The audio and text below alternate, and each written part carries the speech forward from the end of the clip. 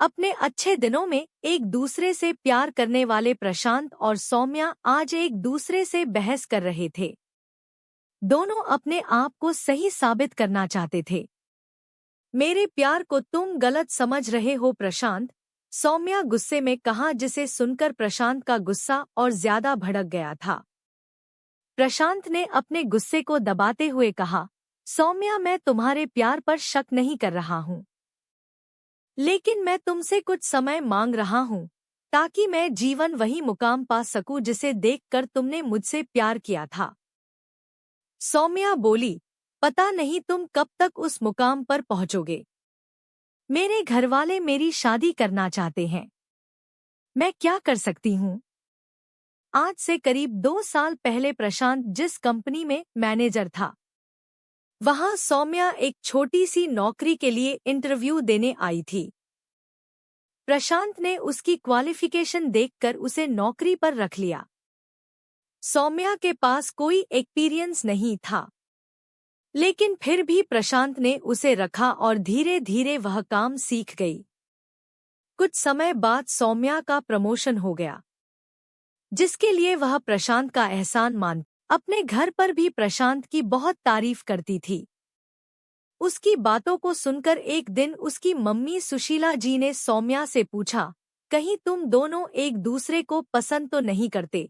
अगर तुम दोनों में ऐसा कुछ है तो मुझे बता दो।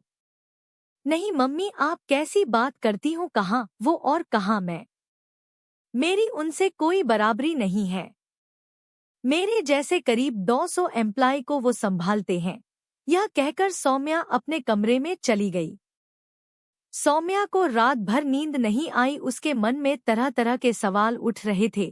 कहीं मम्मी की बात सच तो नहीं? इसी उधेड़बुन में रात बीत गई। सुबह जब सौम्या ऑफिस पहुंची तो प्रशांत ने कहा, सौम्या, आज तुम्हें मेरे साथ मीटिंग के लिए चलना है। कुछ ही देर में सौम्या और प्रशांत दोनों एक कैफे में पहुंच गए। प्रशांत किसी से फोन पर बात कर रहा था। कुछ देर बाद प्रशांत ने फोन काट दिया और काफी पीते पीते प्रशांत ने कहा, सौम्या, मैं तुमसे प्यार करता हूँ, क्या तुम मेरी लाइफ पार्टनर बनोगी? प्रशांत बोला, मैं माफी चाहता हूँ, लेकिन आज कोई मीटिंग नहीं थी। मैं काफी दिनों से तुमसे ये बात करना चाहता था, लेकिन हिम्मत नहीं हो रही थी। अगर तुम्हें बुरा लगा हो तो हम इस बारे में आगे बात नहीं करेंगे। सौम्या बोली, सर, ऐसी बात नहीं है। मुझे कुछ समय दीजिए। अचानक इतना बड़ा सौम्या 2 दिन ऑफिस नहीं गई। उसका मन किसी काम में नहीं लग रहा था। तीसरे दिन जब वह ऑफिस पहुंची तो वह प्रशांत से बचने की कोशिश कर रही थी, लेकिन कुछ ही देर में उसके मोबाइल की घंटी बजी। देखा तो प्रशांत का फोन था। सौम्या ने फोन सुना तो प्रशांत ने उसे अपने केबिन में बुला लिया। सौम्या, क्या बात है? 2 दिन से कहाँ थी? तुमने क्या फैसला किया? मैं पिछले 2 दिन में बहुत परेशान था। आज तो अपना फैसला बता ही दो।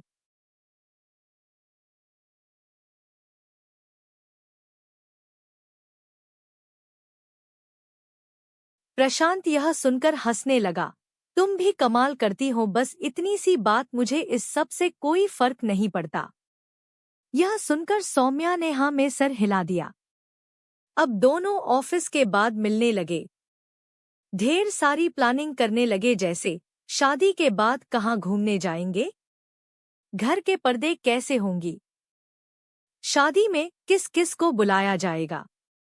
कुछ दिन बाद दोनों ने अपने अपने परिवारों को एक दूसरे से मिलवा दिया। दोनों परिवारों में खुशी का माहौल था। शादी के कुछ ही दिन रह गए थे, तभी एक प्रोजेक्ट को लेकर प्रशांत और मैनेजमेंट में बहस हो गई। प्रशांत को नौकरी छोड़नी पड़ी। उस दिन सौम्या और प्रशांत दोनों बहुत देर तक प्रशांत ने कई दूसरी कंपनी में आवेदन दिया, लेकिन कहीं भी बात नहीं बनी। 1 महीने तक तो प्रशांत और सौम्या दोनों शाम को उसी जगह मिलते थे, लेकिन धीरे धीरे सौम्या का आना कम हो गया। कई बार तो प्रशांत बैठा बैठा उसका इंतजार करता रहता था। लेकिन सौम्या आना तो दूर फोन भी नहीं उठाती थी। प्रशांत को छोड़कर जाना चाहती है। प्रशांत बोला, सौम्या मैंने तो कभी तुम्हारी पोजीशन को अपने आड़े नहीं आने दिया, आज मेरी नौकरी चली गई तो तुम मुझसे किनारा करने की सोच रही हो। सौम्या उठकर चल दी। जाते जाते उसने इतना ही कहा, प्रशांत मुझे नहीं लगता कि अब तुम कभी तरक्की कर पाओगे। फिर मेरे घर वाले अगर मेरे फ्यूचर के लिए प्लान बना रहे हैं तो मैं उन्हें कैसे मना कर सकती हूँ। यह कहकर सौम्या उठकर चली गई। प्रशांत चुपचाप अपने घर आया और अपने कमरे में जाकर बहुत देर तक रोता रहा। सौम्या उसकी जिंदगी से जा चुकी थी। उसे उससे बहुत नफरत हो गई थी। कुछ दिन बाद प्रशांत सब कुछ भूलकर नौकरी खोजने लगा। कुछ ही दिनों में उसे एक कंपनी में मैनेजर की नौकरी मिल गई। यह कंपनी पहली कंपनी से भी बड़ी थी। प्रशांत की सैलरी डबल हो चुकी थी। कुछ दिनों में यह खबर सौम्या को मिली। वह अपने किए पर बहुत शर्मिंदा थी। उसकी मम्मी ने कहा, अरे तू एक बार जाकर माफी मांग ले, क्या पता वह मान जाए। वैसे दिन सौम्या बिना बताए प्रशांत से मिलने पहुंच गई।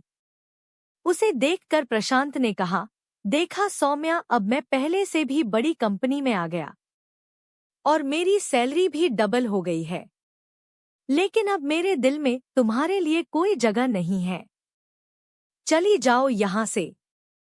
सौम्या चुपचाप उसके केबिन से बाहर आ गई। उसकी आंखों से आंसू बह रहे थे।